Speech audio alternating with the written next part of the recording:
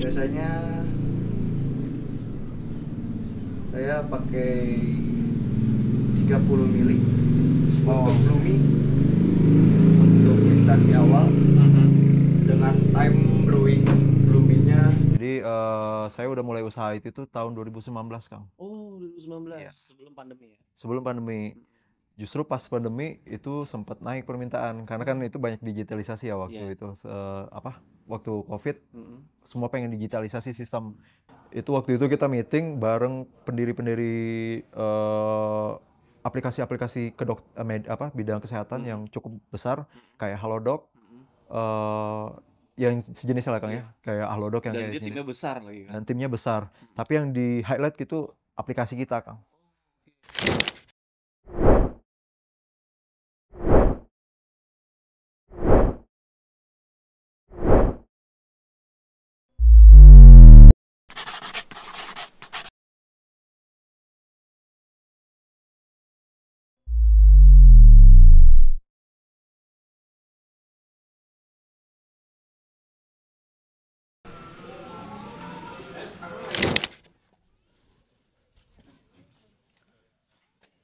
Assalamualaikum warahmatullahi wabarakatuh. Pemirsa MTA di rumah dimanapun Anda berada. Kembali lagi bersama saya Ridwan Abdul Malik dalam program Startup Generation. Inspirasi bisnis generasi muda. Hari ini saya sedang ada di Bandung dan kali ini di sore hari kita akan ngobrol santai dengan seorang hudam yang punya usaha di bidang kuliner dan juga coffee shop. Oke, ingin tahu detail seperti apa? Ikuti terus saya di program Startup Generation.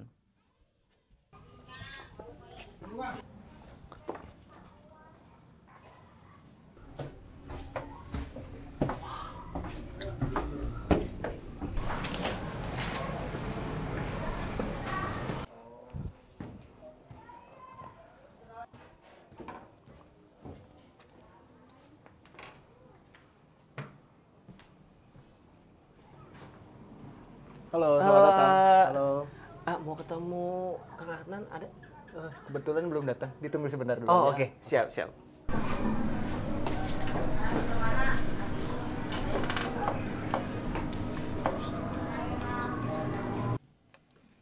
Assalamualaikum, Kang Iwan ya? Ya, assalamualaikum Kang Adnan. Assalamualaikum, Kang. Sehat. Alhamdulillah. Nih, aku lihat ini coffee shop ya di sini Iya, ya? coffee shop, Kang, Oh, betul. oke. Nah, aku boleh pesan kopi? Boleh, Mas. Sekalian kita lihat cara bikinnya ya, Kang? Ya, siap. Oke. Halo, Kang. Kang, ini mau pesen Japanese. Japanese. Iya, ada ya? Kita ada pilihan beefnya kan? Oke. Rekomendasinya apa nih? Kopinya yang apa nih? Catuji. Yang mana yang paling enak? Nah, kebetulan untuk rekomendasi ini yang Manglayang, Kang. Ini kebetulan asli Bandung dari Pegunungan Manglayang. Ini ya Arabica ini basisnya. Oh, basisnya Arabica. Boleh deh, mau kopi Japanese dengan kopi Ore Tapa. Terus saya boleh nggak ngeliat proses bikinnya? Boleh. Jadi penasaran lu Japanese tuh bikinnya kayak gimana sih? Boleh, Kang. Dibantu ya, Kang Ria. Oke. Japanese satu ya? Japanese satu yang Ore Tapa. Prosesnya apa dulu kan? Gimana? Proses pembuatannya apa aja? Biasanya langsung kita siapkan aja chambernya. Iya, chamber tuh apa tuh? Tempat untuk apa menaruh kopi. Kopinya. Untuk nanti tetesan kopinya. Oke. Dan keduanya kita ambil dulu kopinya, kita timbang dulu berapa gramnya. Oh, ada ukurannya. Ada ukurannya. Untuk satu porsi itu ada ukurannya berarti ya? Pasti ada. Oke. Untuk konsistensi rasa kan, soalnya juga. Kebetulan kita di sini biasanya pakai 15 gram dengan rasio 17. Jadi 15 kali 17 dapatnya 255. 255. Kebetulan dengan es kita berarti harus ada pengurangan, misalnya es pakai 100 ml, kita harus kurangi. Oh, oke. Biar nggak terlalu cair itu. Iya. Oke, boleh gimana tuh Kang bikinnya?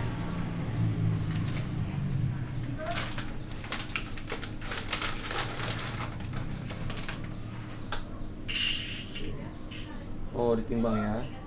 Ini berarti di 15 gram. Ya, 15. 15 gram. Berapa? 15 ya, bener ya? Ya, 15 gram. Pakai rasionya 1/17. 17. Lalu udah disiapkan biji kopinya, lalu kita grinder Oh, ini mesin grindernya. Mesin grindernya. Nah, kebetulan kalau misalnya untuk manual pasti khusus. Oh, oke. Ada mesin manual dan ini mesin espresso. Nah, Oh, beda ya? Beda. Gilingannya lebih konsisten. Ini yang halus yang mana berarti? Yang lebih halus dia ke espresso. Espresso sini ya. Dan lebih konsisten untuk si manual. Manual gitu. Aku pakai gilingannya medium to coarse karena untuk mengejar intensitas si warai tapa ini. Oke. Oke, prosesnya langsung ya.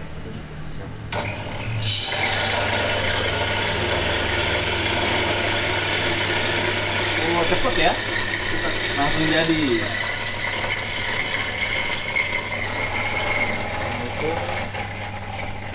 Kalau udah bunyinya nyaring, berarti sudah tidak ada beans yang ke grinder lagi. Kita matiin, suhu kita panasin. Oke, untuk Japanese itu ada suhu air panas tertentu nggak? Untuk suhu kita ngejarnya dari kopinya. Kalau misalnya kopinya terlalu light, berarti kita harus ngejar di brewingnya harus dipanasin. Soalnya kalau enggak nanti dia bakal jatuhnya ngetrik atau hambar. Hambar ya. Apalagi ini Japanese Keluar rasanya ya. keluar betul. Nah kebetulan kalau Japanese kita kalau misalnya nggak kuat mainin rasa, takutnya hambar karena ada es. Yes. Dan juga dingin ya. Iya. Oh, ini dia. Ini saya pernah lihat di YouTube ataupun di sosial media, ini namanya V60 nih pasti namanya nih. Betul. Oke, tapi saya nggak tahu proses pembuatan itu gimana. Itu ada kertas khusus nggak sih atau bisa pakai kertas apa yang tisu atau apa gitu mungkin? Ini pakai kertas khusus. Oh, oke. Paper filter namanya. Paper filter. Terus serat-seratnya dia lebih sedikit. Terus nyerapnya si kopi pun nggak akan remes. Jadi si bulir-bulir kopinya itu nggak masuk ke dalam gelasnya. Oke. Sudah siapkan chamber, kita siapkan juga dripper. Ini namanya dripper. Dripper itu alas dari si kertas ini. Ya, gitu ya? betul. Sudah itu kita biasanya sebelumnya saya balur dulu. Soalnya nanti kalau misalnya nggak dibalur, nanti keluar rasa kopinya ada rasa kertas. Oh gitu. Suka ada rasa kertasnya. Makanya harus dibalur pakai air panas. Siap. Saya balur dulu air panas. Harus rata. Harus rata. Nah, sudah itu kita buang air balur ini. Kita masukkan Kopi ya. kopinya. Oke, harus rata ya. Sudah itu saya ratakan dulu. Oke, karena metodenya Japanese, biasanya saya di split sistemnya. Kalau misalnya Japanese, saya biasanya dimasukkan dulu, mau dimasukin 100 gram es batu. Biasanya saya diambil 50 di chamber. Biasanya nanti 50 lagi di gelas. Di gelasnya. Karena kalau misalnya 100 masuk sini, nanti karena pemanasan air, semua dilution. Oh, Dilution oke. itu jadi mencair semua. Iya. Jadi kemudian semua kecampur semua rasanya Ya. jadi nggak keluar ya. Ya, ada yang nggak keluar, tapi kadang kan Japanese terkenalnya itu ice. Iya. Karena kalau misalnya ntar di dilutionnya terlalu ini, jadi esnya nggak ada. Jadi kalau misalnya disebut Japanese emang masuk dingin, Dingin. cuman tidak ada es. Oke. Saya masukin es batu dulu ya, Kak. Siap. Di chambernya ini atau di gelas? Di chamber. Chamber dulu. Oke. Dengan 50 dulu. 50 dulu setengahnya. Saya pakai 50. Oke. Saya Dinolin lagi. nolin lagi. Suhu udah pakai saya 90 karena saya butuh pembakaran yang sangat panas. biar si biji kopinya juga ke ekstrak. Oke. Saya pouring, saya start. Yap. Time-nya biasanya saya pakai 30 mili untuk blooming, untuk instansi awal, dengan time bloomingnya di 30 detik. Oke. Di 30 detik selanjutnya biasanya saya lanjut ke 100 mili. 100 mili berarti 70 mili untuk pouring awal. Jadi ya biasanya di pouring awal itu untuk mengeluarkan intensitas rasa manis. Yes. Dan sweetness dan gitu juga. Oke. Nah, di pouring kedua biasanya saya mengeluarkan rasa sourness. Oke. Sama penambahan volume air. Oke. Penambahan volume air untuk mencapai target 1 gelas itu ya? Iya. Berarti ada dua penyiraman ya berarti ya? Iya, dua kali pouring. Dua kali pouring. Oke.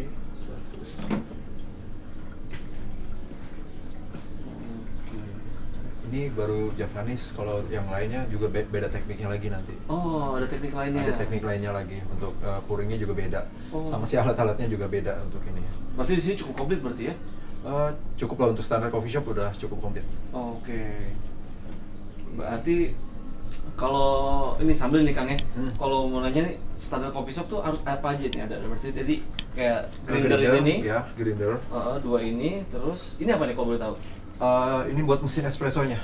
Oh, mesin espressonya. Ya kebetulan ini yang masih home alat untuk home, untuk rumahan gitu ya. Nah ini nanti juga ada proses steamingnya di sini juga nanti alatnya. Oh oke. Steaming juga ada di sini. Air hangat, air panas ya untuk rebusan. Dan juga tadi nih apa untuk V60-nya? Ya untuk filternya. Filternya juga oke. Kalau espresso dia langsung ke sini. Si alatnya ya. Ke sini alatnya. Oke. Jadi setiap kayak americano atau espresso itu beda-beda cara bikinnya. Oh oke.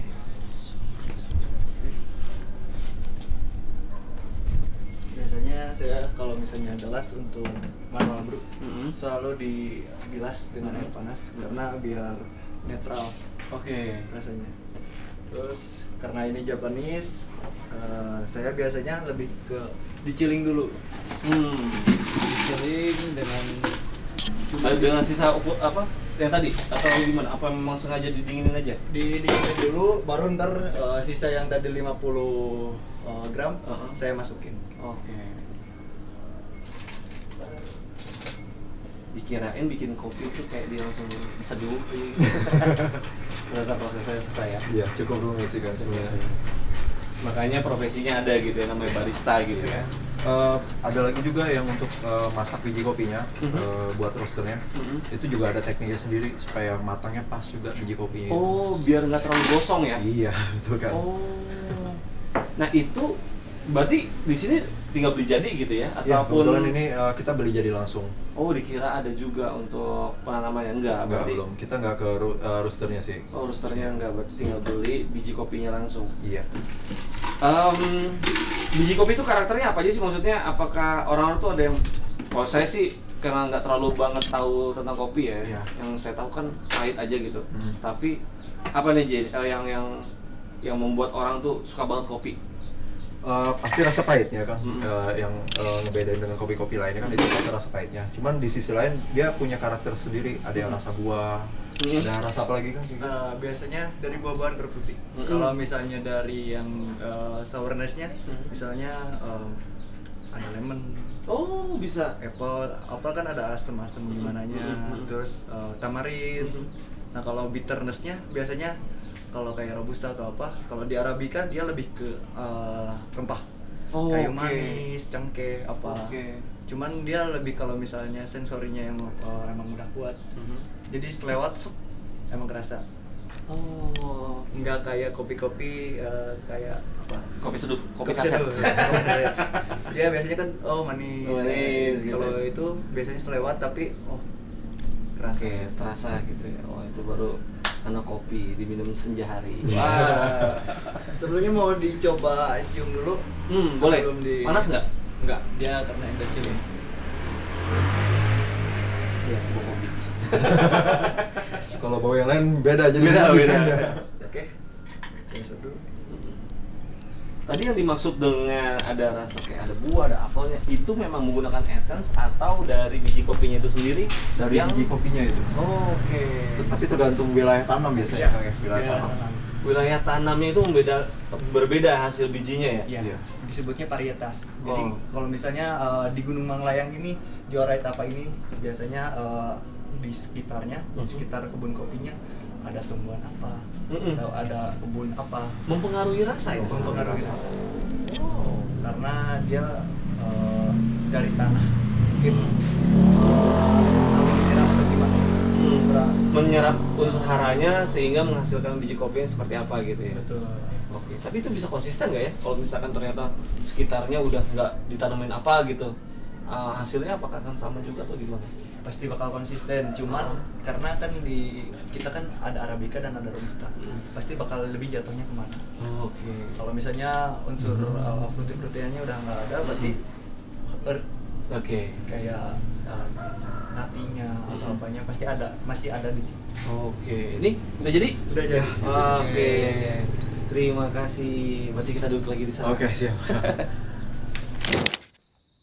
Ini dia kopinya Japanese. Apa namanya tadi? Orai Tapa. Saya coba dulu ya. Ya, mangga Kang. Memang Japanese itu beda. Dia tuh rasa kopinya tuh terasa banget. Iya. Walaupun saya nggak terlalu ngerti tentang kopi ya, tapi memang Japanese itu the best sih. Oke. Kang, thank you banget udah memperbolehkan tim kami ke sini untuk mengenal tentang coffee shop ini. Tapi memang saya pengen tahu tentang bagaimana sih cerita membangun bisnis ini gitu. Oke. Ya, sebelumnya saya juga mau info Kang ya. Kebetulan usaha saya ada dua bidang. Yang pertama coffee shop ini, yang kedua di bidang IT. Nah, kalau untuk cerita masalah ngebangun itu mungkin diawali dengan IT dulu kan sebenarnya. Jadi saya udah mulai usaha IT itu tahun 2019 Kang. Oh, 2019 sebelum pandemi ya? Sebelum pandemi. Justru pas pandemi itu sempat naik permintaan karena kan itu banyak digitalisasi ya waktu itu. Waktu COVID semua pengen digitalisasi sistem. Jadi kebetulan cukup banjir project lah waktu pandemi juga waktu itu. Oke, itu perusahaan IT. Kok boleh tahu bergerak spesifiknya di bidang apa tuh IT-nya? Oke, mostly sebenarnya pembuatan software.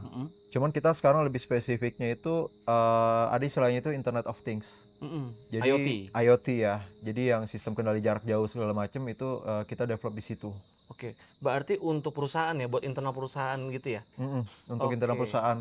Yang terakhir kita kerjakan itu di Jogja, itu punya PUPR di daerah Serawai Opak. Jadi kita bikin sistem irigasinya yang terintegrasi dengan sensor-sensor yang ada di lapangan.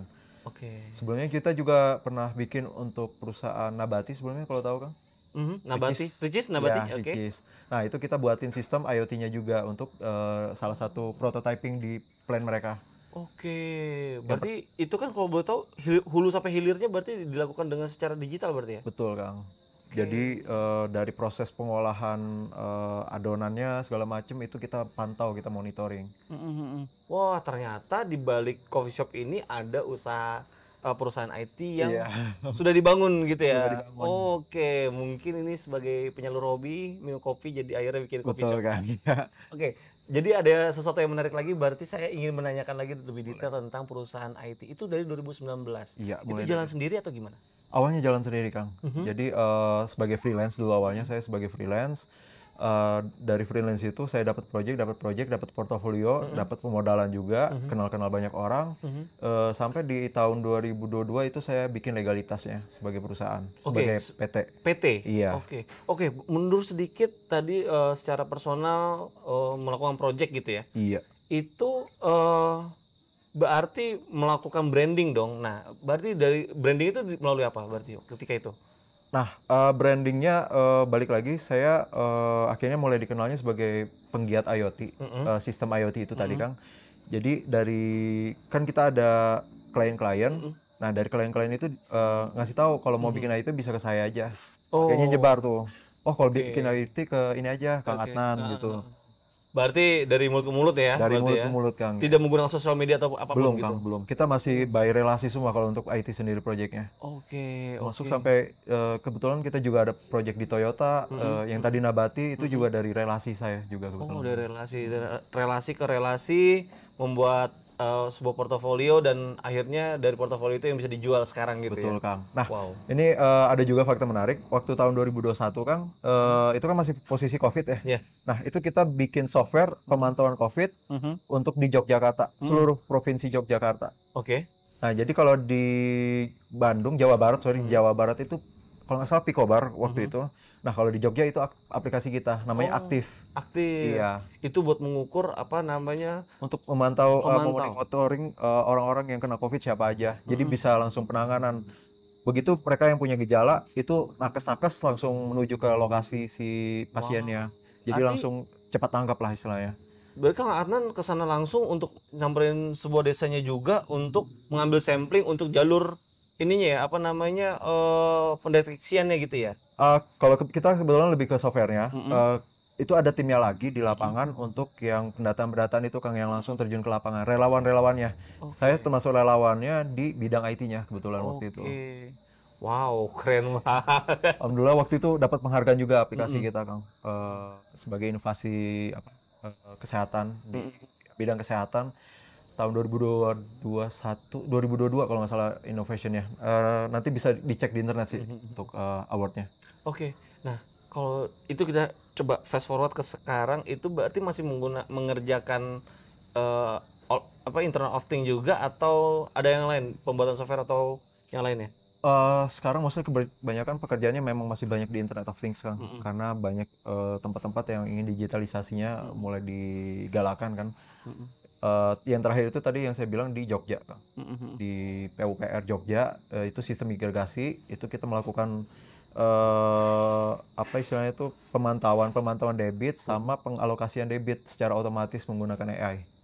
Jadi juga menggunakan AI juga kebetulan. Wah, sekarang udah mengarah ke AI. AI semua ya? Ya, sebenarnya kan itu tuh terintegrasi, Kang, antara IoT dan AI itu. Jadi saling terhubung. Jadi datanya dari IoT, keputusannya dari AI. Oh, karena subjektivitas hasilnya itu ada di AI-nya itu ya? Iya. Yang mensurvei atau menilai kondisi di sana gitu ya? Iya. Oh, keren. Itu ada juga nggak pengerjaan seperti mungkin CRM ataupun juga marketing gitu ya untuk digitalisasinya? Nah, kalau CRM kebetulan kita udah kerja sama, Kang. Itu ada perusahaan yang memang bergerak di bidang CRM, namanya nama perusahaannya Mekari. Salah satu turunan produknya Jurnal. Mungkin kalau orang-orang perusahaan atau company tahu aplikasi Jurnal itu, Kang. Nah, itu kita kerjasama untuk integrasi sistemnya. Jadi kan aplikasi Jurnal ini perlu diintegrasikan sama aplikasi-aplikasi lain yang punya klien. Nah, itu biasa kita integrasikan, Kang. Oke. Jadi kita udah punya MOU kerjasama dengan Mekari.com itu tadi, Kang. Karena bagian megang apa berarti di Mekarinya? Integrasinya, Kang, integrasi sistem ya. Integrasi sistemnya itu ya. Yang punya mereka kita integrasiin dengan sistem-sistem yang lain. Oke, sistem di luar Mekari juga atau sama-sama Mekari? Sistem di luar Mekari dan sistem di internal Mekari juga. Oke. Soalnya kantor saya juga pakai. Oh, ya kebetulan jadi tahu ya, Kang, Jurnal, Talenta yang kayak gitu-gitu ya. Untuk asensi saya menggunakan Talenta. Talenta ya pasti, Kang. Oke, itu bagian IT itu menarik banget dan sekarang itu sepertinya memang semenjak semua udah bergerak di bidang digital, sepertinya itu sangat bagus ya dan sangat apa namanya menarik ke depannya gitu ya. Nah, potensinya ke depan tuh gimana kalau dari sudut pandang Kang Adnan sendiri tentang digitalisasi? Kalau secara pandangan saya, Indonesia sendiri sudah mulai memasuki masa digitalisasi itu, Kang. Mungkin istilahnya itu industri 4.0 ya, kalau yang kita tahu dari pemerintahan itu industri 4.0 itu sudah hampir semua lembaga udah mengarah ke sana, Kang. Jadi potensinya gede banget untuk digitalisasi ini, Kang. Oke, itu menarik banget. Nah, itu kan tentang bisnisnya. Kita tadi mendengar kalau ini menggunakan bagian dari CRM-nya tadi juga udah ya, lini Internet of Things. Tapi ketika membangun itu kan pasti ada perjuangannya. Pertama-tama, kenapa memilih di bidang IT ini? Oke, karena latar pendidikan kebetulan juga di bidang IT, Kang. Dan emang dari kecil saya itu sudah bergelut di bidang komputer lah. Dari saya TK itu udah coba pelajarin komputer. yang akhirnya ya sampai keterusan sampai sekarang ya. Oh, jadi Sampai hobi kuliah, ya hobi juga kebetulan. Jadi kuliah pun saya ngambil jurusannya dulu di bidang robotik sama IT kebetulan. Ada 2 kampus kebetulan saya kuliah. Oh, 2 kampus untuk ambil S1-nya? D3 dan S1. Oh, oke. D3-nya tadi yang robotik atau Robotik, Kang. robotik, habis itu lanjut ke IT-nya. Iya, ke IT-nya S1. Nah, bahkan banyak nih teman-teman juga mungkin pemirsa MTA di rumah yang juga backgroundnya IT gitu ya. Iya. Untuk memulai ini kan nggak mudah gitu ya. Iya. Apakah pernah pengalaman kerja dulu di luar atau langsung membuat ini? Oke, jadi mulai tadi 2019 ya, Kang. Tapi di sisi itu saya juga bekerja sama orang, beberapa kali bekerja di perusahaan. Yang pertama itu perusahaan konsultan di Jakarta, basisnya Jakarta Timur. Yang kedua itu startup juga untuk bidang marketplace, namanya Oleh. Yang ketiga saya kerja di perusahaan luar kebetulan, di base-nya di Hong Kong waktu itu. Nama perusahaannya DigitSense. Nah setelah dari DigitSense baru saya fokus ke perusahaan saya sendiri, Kang. Oke, memutuskan untuk membuka perusahaan sendiri kenapa? Apakah lelah atau memang pengen punya usaha atau gimana tuh? Memang dari awal itu saya pengen punya usaha sendiri. Jadi untuk mengembangkan apa yang ada di pikiran saya lah, Kang. Saya pengen bikin sesuatu lah istilahnya. Nah itu ketika kita kerja sama seseorang itu kan rata-rata request dari kantor, ya dari klien. Nah jadi kita nggak terlalu banyak bisa explore ke sana sini kan. Nah akhirnya karena berangkat dari situ saya putuskan untuk keluar dan mulai usaha sendiri, Kang. Mulai usaha sendiri. Itu langsung tadi 2019. Dari 2019, 2020 sampai sekarang 2024, pernah nggak di titik yang terendah ketika menjalani usaha? Kebetulan tahun kemarin, Kang. 2023 ini? 2023 kemarin. Boleh ceritain gitu kenapa? Oke, jadi kebetulan sempat salah langkah juga, Kang.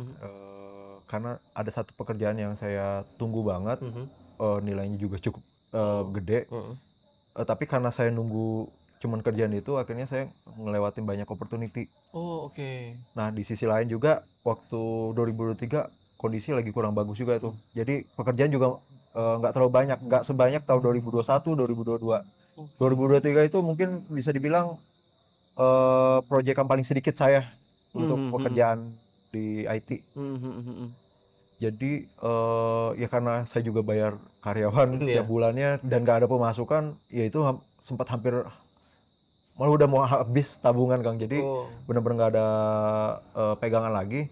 Tapi alhamdulillah di pertengahan tahun, di Juli ke atas, itu baru ada mulai masuk pekerjaan baru lagi, Kang. Oh, alhamdulillah. Tadi kan bicara tentang karyawan. Berarti Kang Arnan ada berapa nih dalam satu tim ini?